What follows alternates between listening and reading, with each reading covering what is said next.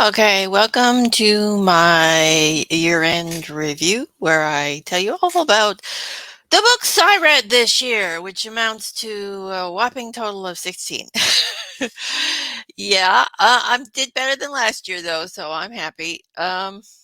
Just yeah, okay there. So, we'll start with the three memoirs that or memoir-ish books that I read this year, and I'll pop up the overlay here. And that is Baggage by Alan Cumming, All Is Not Lost by Shannon Kenny Carbonell, and The Unquiet Spirits, which is a collection of essays by several Asian horror authors. Now, Baggage was really fun. It was very entertaining, a little raunchy, and if you like Alan Cumming, you will love this memoir by autobiography that he did. All Is Not Lost is it's the Shannon Kenny Carbonell is an actress, and she's married to one of the actors on the that was on the TV show Lost. So it is about their time they spent in Hawaii and her coming to grips with her leaving acting to become a full-time mother. And it's a wonderfully open and honest struggle with her decision and her trying to find herself again after changing her focus. And I highly recommend this book. It's really, really good. And Unquiet Spirits is, as I said, it's a series of essays by Asian horror writers.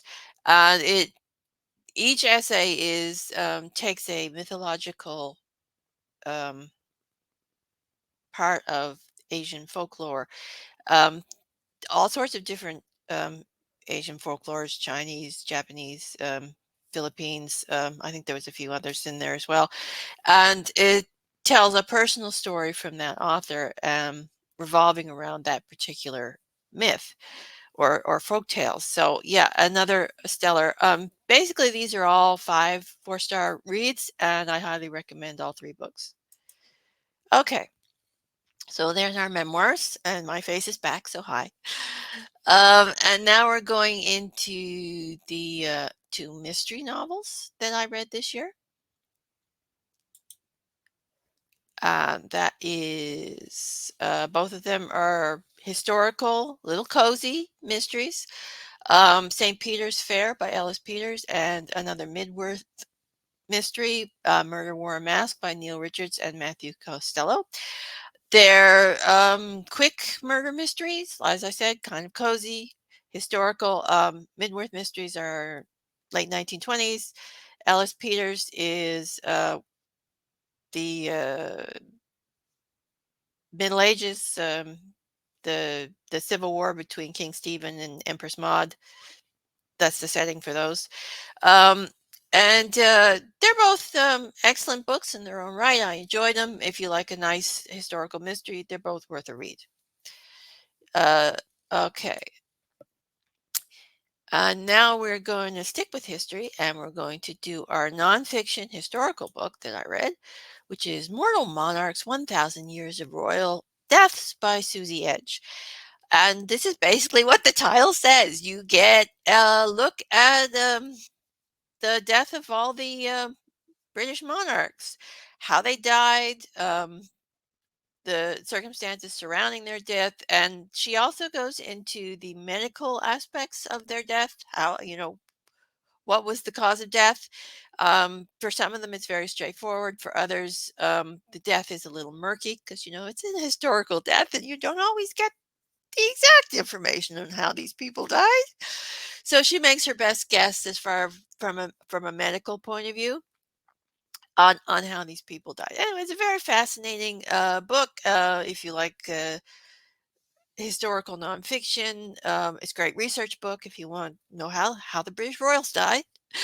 So again, 4 stars. I definitely recommend this book. Okay, so we've done. And all right, so now I'm going to get into one that I got I reviewed from the Library Thing early reviewers list. This is given to me as it's like an ARC book, and it's a Cast of Crows. And this is a collection of steampunk stories, loosely inspired by Edgar Allan Poe uh, um, stories. And actually, I was pleasantly surprised by this. I mean, I'd never heard of most of these authors, and yeah, it looked interesting in the Library Thing review list. So I put my name in, and I got a copy. So, and I enjoyed it quite a bit. The all the stories were interesting in their own way. You know, of course, with anthologies, you always um, like some more than others, but they're all solid stories, all entertaining, and I can't say I disliked any of them. So again, a 4-star read. And I highly recommend picking this up if you like Edgar Allan Poe and steampunk. So, and now we will do the two romance books that review I read this year. That is The Forgotten Palace by Alexandra Walsh and A Holiday by Gaslight by Mimi Matthews. Now, The Forgotten Palace, I put it in romance, although it is mm, it is romance, but it's also women's fiction. So, it's a little more than your standard romance novel. But at the heart, there are two romance or two relationship stories would be a better way to put it. Um, so I added these two together. Now, The Forgotten Palace is a dual timeline, with triple timeline really. But one of the timelines is more of a mythological sort of dreamlike supernatural storyline that you can make your own assessment of as when the book finishes. And the other two storylines, one takes place in the modern era, um, about a widow who's lost her husband and is gone to Greece to sort through what happened. And the other one is a historical timeline, again set in Greece, about a woman who sort of got herself involved in a bit of a scandal. So she sort of shuffled off to Greece to let things die down, and a romance ensues there. There's a little bit of a romance in the modern story too.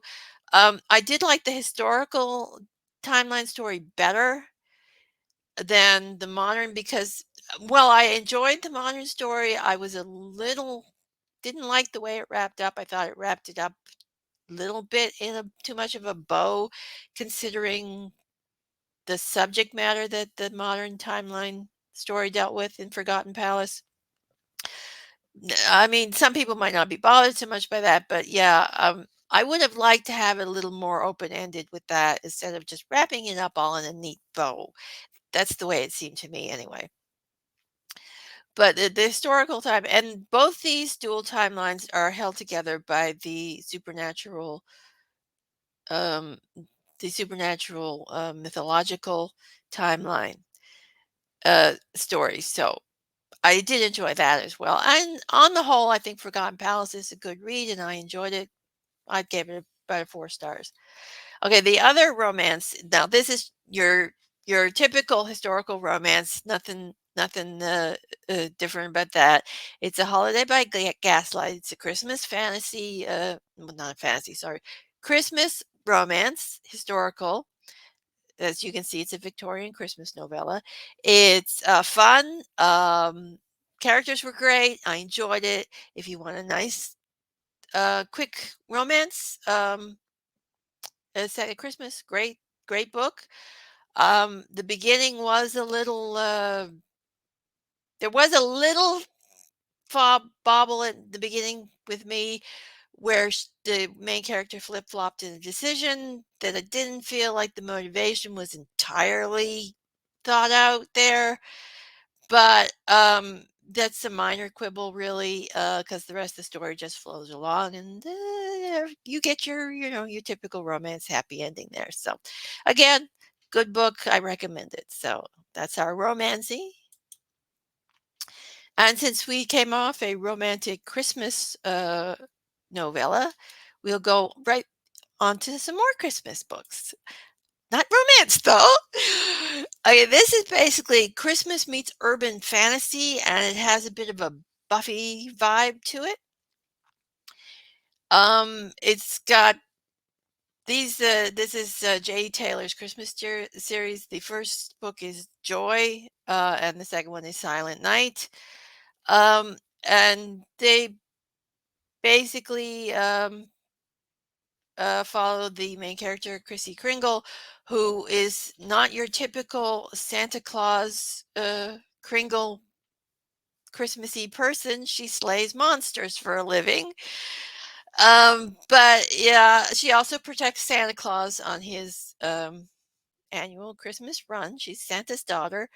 And it's like I said, it's kind of like the North Pole meets Buffy the Vampire Slayer. And it's got that same sort of funny, whimsical, but monster slaying vibe to it. I don't want to say too much about it because I might get into spoilers. But honestly, it was a lot of fun. If you want a Christmas story that's a little different, um, they're both great books. And she's got the third one out now, A Christmas Wish, which I'm in the middle of reading at the moment. And she's going to be putting out a hardcover edition with all the books in it. So look for that too. I'll have all the links down below for these books and the other ones as well. So those two are great recommendations as well if you want a different sort of a Christmas read. Okay, so now we're going to do the two true crime, two crime books I read this year. And so they're Maniac, The Bath School Disaster and Birth of the Modern Mass Killer, and The Farm from Hell, The True Story of Belle Guinness, Indiana's Lady Bluebeard Men Butcher. And they were both excellent crime reads. I did enjoy the Farm from Hell. It went into Belle Guinness's story quite well. It's a quick read. Uh, Great facts. And yeah, if you want to know a little more about her story and what she actually did, Farm from Hell's a excellent place to start. And Maniac is an interesting look at a sort of forgotten mass killing that happened in the around the I think it's around the 1920s, 1920s, 1930s, somewhere around there. Um, uh, where man basically blew up a school. And yeah, it goes into a lot of detail. It's an excellent book on that particular subject. If you're interested in true crime, they're both good books. So I recommend them as well. And so now we come into another historical sort of historical biography, I guess you'd call it, sports biography, which is The Boys in the Boat. And this is a fascinating and well-written book. I highly recommend it. I believe they're making a movie coming out this month if it hasn't come out already. It's basically, as the title there says, it's about the rowing team that won gold at the 1936 Berlin Olympics. And the book alternates between the story of these rowers and the building of the team and the university, the Washington University that had the sports program, and the history, the Depression, the rise of Nazi Germany, all that historical history that surrounded this the 1936 Olympics. So it really nicely alternates between those two, and really creates a full and fascinating and engaging story. And I would definitely recommend this book if you like sports biographies, history, or just a pretty good story. Frankly, definitely would recommend that one. Okay, so we've done memoir, history, mystery, The Boys in the Boat, steampunk, crime, Christmas, romance. Okay, so we are down to our last two books on that is our two fantasy novels. Now, this is a series. First, there's the two books in the series so far. It's the Platinum Order series, and they are two short novellas, but oh, wow, are these good books. I cannot praise these two books highly enough. I preferred the Spirit Choir over The Haunting of Bardane Manor, simply because the Spirit Choir actually involves music, and I kind of like that. It was a really interesting way it was presented, and it sort of caught my interest a little more. But I mean, they're both excellent books. Um, the series is basically about, well, about the fantasy order that goes around, sort of gets rid of troublesome ghost hauntings and unquiet spirits and things like that. Basically, it's set in a fantasy world, but they're both so well written, so lyrical, so engaging that I can't say enough. They're both, high five-star reads for me. These two, and I would definitely, if you like fantasy, definitely read these two. And it's a great world as well. So those are my two top picks for this year: is The Haunting of Briarday Manor and The Spirit Choir. So that's basically the books I read this year. So I hope you enjoyed my little review of the small amount of reading I did. And bye for now. That's all.